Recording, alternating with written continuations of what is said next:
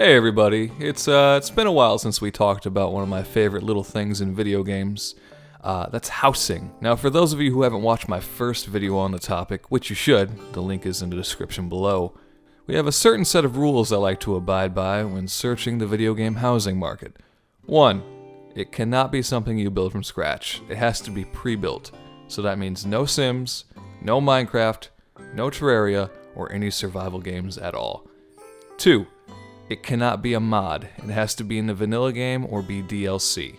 And finally, rule 3. Any other rule I think up because I'm the boss here. Now with that out of the way, let's dive in and see some dope-ass housing. Starting off with a fairly recent release and one that I know you gamers have fond memories of, it's The Basement in Hot Wheels Unleashed. Now, I know what you're saying already. Cosmic_Bones, that's a room, not a house. Well, we're barely a minute into the video and you're being a little bitch. Rule number 3 is right there. It counts, alright? Anyway, The Basement is fairly vanilla when it comes to things you can do with it. You can customize the wallpapers, floors, decoration, furnitures, doors. Regular home furnishings, you know? Make the room your own. But the thing I find dope about this is that if you were to use the in-game track editor in The Basement, the track you made will show the room you customized. So now everyone gets to see that little participation trophy or the leopard print carpet you think still looks good. It's a fun little detail I don't see a lot of people appreciating, so you know, I just feel it deserved a mention. Now I think I just mentioned this one in passing in my previous video, but Manor from the Elder Scrolls IV Oblivion. This one has a special place in my memories as it's tied to this neat little quest called Where Spirits Have a Lease. Turns out there's a haunted mansion in the town of Anvil, and for just 5,000 gold, it's yours! What a deal!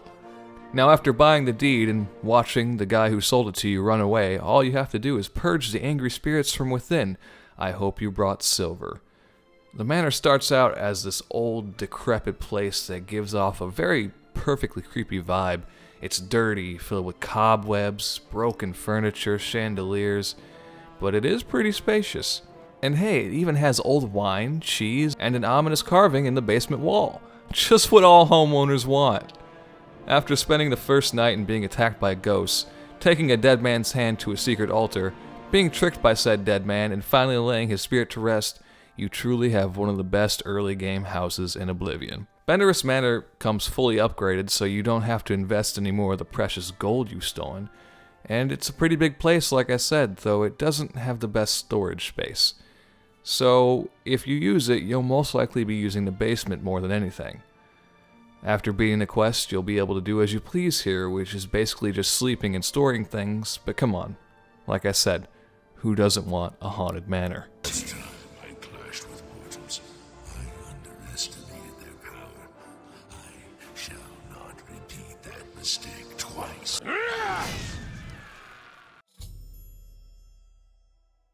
Next up is Unpacking, an adorably chill little indie game about, unpacking. It's described as a Zen puzzle game, and I can hardly argue against that. Throughout every level, you're moving the same person throughout the different points in their life, so it gives a nice narrative feel to decorating the various rooms and houses. Though I'm pretty sure there are specific places you need to put things in order to complete the game properly, there is a toggle for being able to put things where you want and to decorate to your heart's content. It's actually quite enjoyable to just roam around the house, making a neat little dream home for the character. Nothing really goes beyond decorating since the game's just a straightforward puzzler, but hey, it's cute and you should check it out. And for our penultimate housing in this video, we've got the critically acclaimed MMORPG Final Fantasy XIV Online. Starting out small with apartments, assuming you have a cool 500,000 gil, and at least one job up to level 50 and are a second lieutenant, you too can have your very own chill place amongst your fellow Eorzeans. Apartments come equipped with the usual stuff you see in hotels, such as armoires, crystal bells, summoning bells, etc. And on top of that, some, I believe, even come with their own chocobos tables. Nifty! Unlike hotel rooms, you're able to customize your pad from the furniture to the lighting.